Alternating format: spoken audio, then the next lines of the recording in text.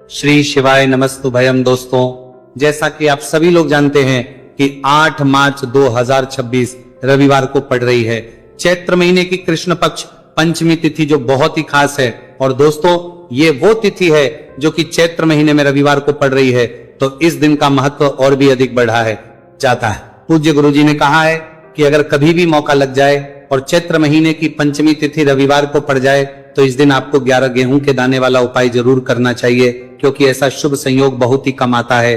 और दोस्तों, इसी दिन किया जाने वाला पंडित जी द्वारा बताया गया 11 गेहूं के दाने वाला उपाय आप लोगों को जरूर करना चाहिए। और अगर आप लोगों ने इस उपाय को नहीं किया है या किसी कारणवश नहीं कर पाए हो तो पंचमी तिथि के दिन इस उपाय से मत चूकना। दोस्तों देखिए, ये दिन इतना खास होता है, इतना महत्वपूर्ण होता है।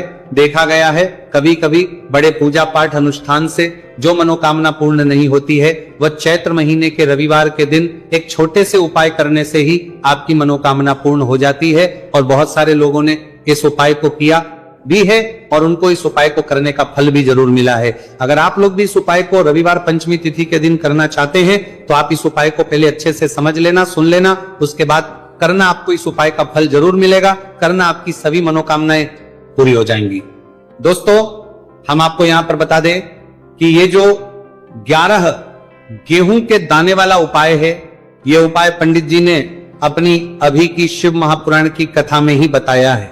और इस उपाय को करने से आपके घर में चाहे किसी भी प्रकार की दुख और समस्या क्यों ना चल रही हो, आपको उसका कारण भी नहीं पता है कि भाई ये समस्या किस कारण से चल रही है, उसका कुछ भी कारण हो सकता है। जैसे पितृदोष हो सकता है, कालसर्प दोष हो सकता है, या किसी भी तरह का मंगल दोष भी हो सकता है, और भी बहुत के दोष होते हैं, कुछ भी हो सकता है। पर आपको इस उपाय को करने के लिए अपने दोष को पता लगाने की भी जरूरत नहीं है। आपके घर में किस कारण से इतनी दुहक और परेशानी आ रही है, वो भी आपको पता लगाने की जरूरत नहीं है। बस रविवार के दिन इस उपाय को कर लेना, क्योंकि इसी एकमात्र उपाय को करने से आपके पूरे घर परिवार में सुख और शांति हो जाएगी। आपके घर में अच्छे अच्छे काम होने का लगेंगे। आपकी जो भी मनोकामना होगी वो आपको करना कैसे है, किसको करना है, किस समय करना है और कैसे करना है। देखो, उपाय बिल्कुल आसान है, बस समझने वाली बात है, ध्यान से समझिए। उसके बाद ही आप लोग जो है इस उपाय को जरूर कीजिएगा। लेकिन उससे पहले जो भी मेरे भाई, मेरी प्यारी बहनें आज चैनल पर पहली बार आए हैं या मेरी आवाज आज पहली बार सुन रहे हैं, अगर आप भी महादेव के सच्चे भक्त हैं तो वीडियो को लाइक और चैनल वास्तविक जानकारी को सब्सक्राइब जरूर कर लें और कमेंट बॉक्स में लिखे हर हर महादेव, जय भोलेनाथ। अब सबसे पहली चीज हम लोग ये समझते हैं कि इस 11 गेहूं के दाने वाले उपाय को इस पंचमी तिथि के दिन किसको करना है। तो देखिए, इस उपाय को घर के सभी सदस्यों को करने की बिल्कुल भी जरूरत नहीं है। घर में से कोई एक मुख्य बड़ा सदस्य ही इस उपाय को करेगा तो उस घर परिवार के सभी सदस्यों को इस उपाय को करने का फल मिल पर वो बड़ा सदस्य कौन होगा, कौन व्यक्ति इस उपाय को करेगा, तो यहां पर देखिए हम आपको बता दें, घर की जो बड़ी माताएं बहनें होंगी, घर की बड़ी माताओं बहनों में से कोई भी एक माता बहन इस वाले उपाय को कर सकती है। अपने पूरे घर परिवार के लिए घर में सभी सदस्यों को इस उपाय को करने की जरूरत नहीं है। मात्र घर की जो बड़ी माताएं बहनें हैं उनमें से कोई भी एक माता बहन इस वाले उपाय को करेगी, उसके घर परिवार के पूरे सदस्यों को इस उपाय का फल मिलेगा। अगर किसी कारणवश माताएं बहनें घर में उपस्थित ना हो या वो इस उपाय को ना कर रही हो, कुछ दिक्कत हो, तो भाई उस जगह पर फिर घर का कोई बड़ा व्यक्ति भी इस उपाय को कर सकता है। माताओं बहनों के कहने का मतलब ये था कि माताएं बहनें घर की लक्ष्मी होती है। जब घर की लक्ष्मी कोई उपाय करती है तो निश्चित ही भगवान शिव जी बहुत जल्दी प्रसन्न होते हैं और उपाय का फल में बहुत जल्द और बहुत बड़ा करके भी यहां पर देते हैं। तो आप लोग ये बात समझ गए होंगे। अब हम ये बात समझते हैं इस वाले उपाय को हमें करना किस समय है। इस 11 गेहूं के दाने वाले उपाय को हमें इस रविवार पंचमी तिथि के दिन करना किस समय है। तो देखिए, इस उपाय को करने का जो समय है शाम का समय है। अब देखिए, यहां पर हम मुख्य रूप से सुबह का समय नहीं बोलेंगे, क्योंकि देखिए ये जो पंचमी तिथि है और आप सभी लोग जानते हैं इसका प्रदोष काल का जो समय होता है ना, इस दिन भगवान शिव और माता पार्वती जी का सबसे प्रिय दिन होता है। तो आप लोग इस गेहूं के दाने वाले उपाय को शाम के समय में कर सकते हो। और देखो, अगर सुबह करोगे तो आप 8 बजे से 11 बजे के मध्य इस उपाय को कर सकते हो। और देखो, अगर शाम के समय कर रहे हो तो इस दिन जरूर शाम के समय का ध्यान रखना कि शाम के 6 बजे से लेकर 7 बजे के बीच में अगर आप इस उपाय को कर सकते हो तो बिल्कुल कर लेना। पूरी कोशिश करना, आपको उपाय का फल जरूर मिलेगा। यह बात आपको समझ आ गई। अब बात करते हैं उपाय की। देखो, गुरुजी ने कहा है कि अगर रविवार के दिन पंचमी तिथि पड़ जाए तो इस दिन आपको 11 गेहूं के दाने वाला उपाय तो अवश्य ही करना चाहिए। देखो, यह उपाय यदि आपके जीवन में कर्जा बहुत अधिक है, आपके जीवन में संकट बहुत अधिक रहते हैं, आपके ऊपर बहुत अधिक विपदा आ रही है, बार बार आपको अपने व्यापार में और अपने धन को लेकर देने के लिए में हानि देखने को मिल रही है, यानी कि आपको प्रत्येक कार्य में हानि हो रही है, तो आपको यह करना चाहिए। देखिए, इस उपाय के लिए आपको 11 गेहूं के दाने आपको लेने हैं। ठीक है, 11 दाने लेने के बाद में आपको जरूरत होगी चावल के दानों की। 11 चावल के दाने और 11 गेहूं के दाने, और चावल के दाने खंडित नहीं होने चाहिए। अब आप कहोगे भैया गेहूं कहां से लेने हैं? देखो, आपको किसी भी किराना स्टोर पे गेहूं के दाने मिल जाएंगे, जाके ले लेना। ठीक है ना? 11 गेहूं, 11 चावल के दाने लेने हैं। साथ ही साथ आपको एक तांबे का लोटा लेना है और उस तांबे के लोटे में आपको जल भरना है। जल खुद के घर का होना चाहिए, मंदिर का नहीं होगा। अब आप ये सब सामग्री लेकर पहुंच जाओगे महादेव के शिवलिंग के पास में शाम के टाइम पे प्रदोष काल में। देखो, जब आप ये उपाय कर रहे हो तो अपना फेस रखना उत्तर दिशा, नॉर्थ डायरेक्शन की तरफ। अब यहां पे जो मैं आपको क्रम बताने जा रहा हूं ना, उस मेरे क्रम को बहुत ध्यान से सुनिए। महादेव को अगर कोई सबसे प्रिय है ना, तो उनकी सबसे छोटी पुत्री जिनका नाम है माता अशोक सुंदरी, जो आपके पास में चावल के रह दाने हैं ना, उन चावल के 11 दानों को माता अशोक सुंदरी के स्थान पर आपको अपना नाम और गोत्र बोलते हुए समर्पित कर देने हैं, है ना।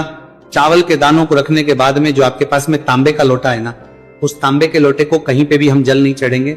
सिर्फ और सिर्फ माता पार्वती का जो हस्त कमल आपको दिख रहा है, यहीं पे गोल गोल आपको समर्पित करना है, उसी जल को, और कहीं नहीं। ना तो माता अशोक सुंदरी के स्थान पर, न शिवलिंग के ऊपर, सिर्फ आपको यहाँ पे गोल गोल जलाधारी पर आपको उस जल को समर्पित करना है। अब आपके पास में बचे हुए हैं 11 गेहूं के दाने और बचे हैं। उन्हीं 11 गेहूं के दाने को आपको अपनी मनोकामना, अपने विशेष कहते हुए महादेव के शिवलिंग के साथ के लिए ना तो अबरना के ऊपर अगर आप पंचमी तिथि के दिन प्रदोष काल में समर्पित कर देते हैं तो आपकी जो भी मनोकामनाएं होंगी, जो भी विश होंगी, महादेव पूरी जरूर करते हैं। अन्न समर्पण करने से, उस खासकर गेहूं को समर्पण करने से हमारी इच्छाएं पूरी होती है। और अगर वो दिन पंचमी तिथि का दिन हो तब तो इससे सुंदर संयोग कुछ भी नहीं हो सकता। आपकी इच्छाओं को पूरा करने के लिए बहुत स्पेशल, बहुत प्यारा सा उपाय आप सभी को जरूर करना है। ध्यान में रखिएगा, यह उपाय प्रदोष काल में करना है। देखो, गुरुजी ने कहा है भगवान शिव के शिवलिंग पर 33 कोटि देवी देवता का वास होता है। अगर हम शिवलिंग के सामने कुछ भी उपाय करते हैं तो हमारे सभी देवी देवता हमसे खुश हो जाते हैं। ये उपाय आपको अवश्य करना है। देखो, सुबह के टाइम नहीं कर सकते, ठीक है। अब बात करते हैं अगले उपाय की। देखिए, अब हम जान लेते हैं गुरुजी द्वारा बताए गए दूसरे उपाय के बारे में। इस उपाय के लिए आपको मात्र 2 लौंग लेनी होगी, यानी कि आपको लौंग का जोड़ा लेना है। 2 फूल वाली आपको लौंग लेनी है।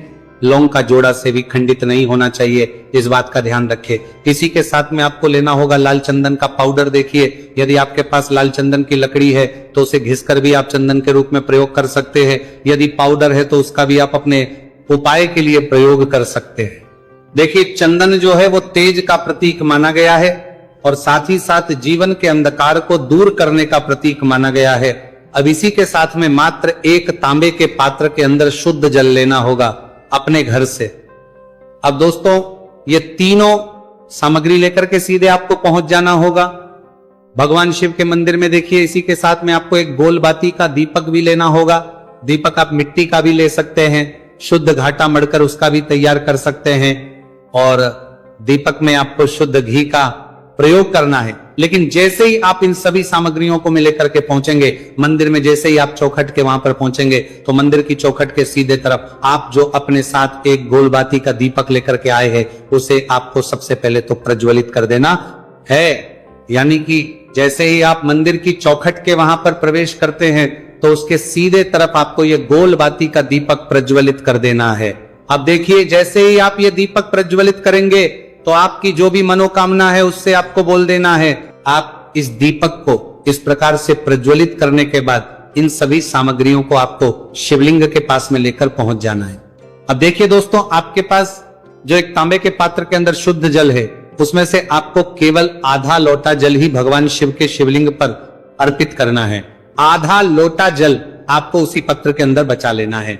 अब दोस्तों, आपके पास जो 2 लौंग है यानी कि का जोड़ा है, उससे आपको अपना नाम और अपने गोत्र को बोलते हुए आपकी जो भी समस्या चल रही है, आपके जीवन में जो भी परेशानी उत्पन्न हो रही है, उन्हें आपको बोल देना है। और ये जो लौंग का जोड़ा है, इसे आपको भगवान शिव के शिवलिंग पर अर्पित कर देना है। जैसे आप ये 2 लौंग शिवलिंग पर चढ़ाएंगे तो अपना हाथ जो है वहां पर आपको रखना है और महादेव से आपको प्रार्थना करनी है कि मेरे जीवन की ये जो परेशानियां हैं ये सभी दूर हो जाए। यानी कि आपके जीवन में धन की संबंधित परेशानी चल रही है, कर्ज की समस्या चल रही है, बच्चों का पढ़ाई लिखाई में मन नहीं लग पा रहा है, घर के जो आर्थिक संकट है वह सभी दूर हो, व्यापार आपका ढंग से नहीं चल पा रहा है, घर में रोग की स्थिति बनी हुई है, यानी कि जिस भी प्रकार की आपकी समस्याएं हैं उसे आपको महादेव से बोल देना है और महादेव से इन सभी समस्याओं को दूर करने के लिए आपको प्रार्थना कर लेनी है। अब देखिए दोस्तों, आपने जो 2 लौंग शिवलिंग पर समर्पित की थी उसे आपको वहां से उठा लेना है और इन दोनों को आपको शिवलिंग से उठा करके सीधे उससे जल के पात्र के अंदर डाल देना है। यानी कि अपने आधा लोटा जल और बचाया हुआ था उसी के अंदर आपको ये 2 लौंग डाल देनी है और साथ में आप जो लाल चंदन लेकर के आए थे उस लाल चंदन को भी आपको उसी पात्र के अंदर डाल देना है। यानी कि आधा लोटा जल और बचा हुआ है तो उसी आधे लोटे जल के अंदर आपको ये लाल चंदन भी डाल देना। अब देखिए, इस आधे लोटे जल में है जिसमें अपने 2 लौंग ली है, लाल चंदन डाला है, उसे सीधे लेकर के आपको पहुंचना है बेलपत्र के वृक्ष के वहां पर। देखिए, बेलपत्र का वृक्ष यदि आपके घर पर है तो वहां पर आपको आ जाना है, आपके घर के आसपास कहीं भी है तो वहां पर आपको पहुंच जाना है और उसके बाद आपका जो मुख है वो उत्तर दिशा की ओर होना चाहिए और उसके बाद आपको अपना नाम और अपनी गोत्र को बोलना है और पुनः अपने जो भी परेशानियां शिवलिंग के पास में बोली थी उन्हें आप वापस से बेलपत्र के वहां पर भी बोल देनी है। और ये जो आधा लोटा जल और है, इससे आपको पूरा बेलपत्र के वृक्ष की जड़ में श्री शिवाय नमस्तु भयम इस मंत्र का जाप करते हुए समर्पित कर देना है। तो बस इतना सा उपाय आपको करना है। जो भी आपकी परेशानी है, समस्या है, उससे महादेव निश्चित ही दूर करेंगे। अब दोस्तों, हम जान लेते हैं तीसरे चमत्कारी और विशेष उपाय के बारे में। देखिए, ये उपाय बहुत ही है क्योंकि इस उपाय से आपके जिम में तेज की वृद्धि होगी, यानी कि जीवन से जितना भी अंधकार ही वो सभी दूर करेंगे होगा। तो इस उपाय के लिए आपको मात्र एक गुड़ का टुकड़ा लेना है। गुड़ का टुकड़ा आपके जीवन में तेज की वृद्धि करता है और साथ ही साथ आपके जीवन से जो अंधकार है उसे दूर करता है। इसी के साथ में आपको एक चावल दाना यानी कि अक्षत का दाना लेना है। ये चावल का दाना आपके जीवन में सुख शांति को लेकर के आता है, आपके जीवन में धन की जितनी भी परेशानियां हैं उन्हें समाप्त करता है। इसी के साथ में आपको मात्र एक हरा मूंग लेना है। हरा मूंग जो है वो बुध ग्रह को प्रसन्न करता है। देखिए, हरे मूंग का उपाय करने से बुध ग्रह मजबूत होता है और बुध ग्रह के मजबूत होने से बुद्धि, ज्ञान और विवेक की प्राप्ति होती है। तो ये तीनों ही सामग्री आपको एक एक लेनी है, यानी कि एक गुड़ का, एक चावल का दाना, एक हरा मूंग आपको लेना है। देखिए, हरा मूंग का दाना और का जो दाना है वो आपको साबुत लेना है, खंडित नहीं होना चाहिए। और इसी के साथ में आपको मात्र एक तांबे के पात्र के अंदर अपने घर से शुद्ध जल ले लेना है। देखिए, अब इन सभी सामग्रियों को लेकर के सीधे आपको पहुंच जाना है भगवान शिव के मंदिर में। आप ये उपाय सुबह से लेकर के शाम तक किसी भी समय कर सकते हैं, लेकिन रविवार के दिन ही आपको इस उपाय को करना है। तो सबसे पहले तो ये जो एक गुड़ का टुकड़ा है, एक चावल का दाना है और एक हरा मूंग का दाना है, उन तीनों को आपको उस जल के पात्र के अंदर डाल देना है। लेकिन यह जो उपाय है आपके जीवन की सारी परेशानियों को दूर करने के लिए होता है, लेकिन विशेष मनोकामना तीनों सामग्रियों से ही आपकी परिपूर्ण हो जाती है। देखिए, यदि आपके जीवन तेज होगा तो सभी आपसे वार्तालाप करेंगे, सभी आपसे बात करेंगे और आपका जो मान सम्मान है वो बढ़ता है। और चावल का जो दाना है वो धन वृद्धि करता है, मन की शांति के लिए होता है।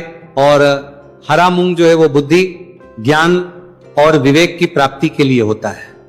अब देखिए, ये जो एक पात्र है इसे आपको भगवान शिव के शिवलिंग पर धीरे धीरे अर्पित कर देना है। श्री शिवाय नमस्तु भयम इस मंत्र का जाप करते हुए और तुमरुकेश्वर महादेव का मन में स्मरण करते हुए, लेकिन तुमरुकेश्वर महादेव का स्मरण करने से यह जो उपाय है और अधिक प्रभावशाली हो जाता है। तो महादेव का स्मरण करते हुए यह उपाय करने से आपके जीवन में जो भी अशांति है वह सभी दूर हो जाएगी। तो इस प्रकार से आपको यह सुंदर सा उपाय कर लेना है। इसके बाद बात करते हैं तीसरे उपाय की। देखो, यह उपाय बहुत ही अचूक उपाय है जो आपको करना है। देखो, इस उपाय के लिए आपको 2 दीपक लेने हैं। देखो, दोनों दीपक आपको मिट्टी के दीपक लेने हैं। उसके बाद आपको दोनों दीपक को प्रज्वलित करने के लिए आपको लंबी बाती लेनी है और ये दीपक घी और सरसों के तेल से दीपक प्रज्वलित करने हैं।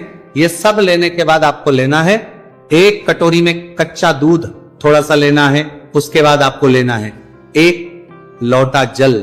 देखो, गुरुजी ने इस उपाय के लिए बताया है कि ये उपाय आपको प्रदोष काल में करना है। कहते हैं कि बेलपत्र के वृक्ष में प्रदोष काल के समय में महादेव वास करते हैं। उस समय हम कोई भी उपाय करते हैं तो उसका फल हमें अवश्य मिलता है। देखो, अब ये सब सामग्री लेकर आपको प्रदोष काल में चले हैं बेलपत्र के वृक्ष के।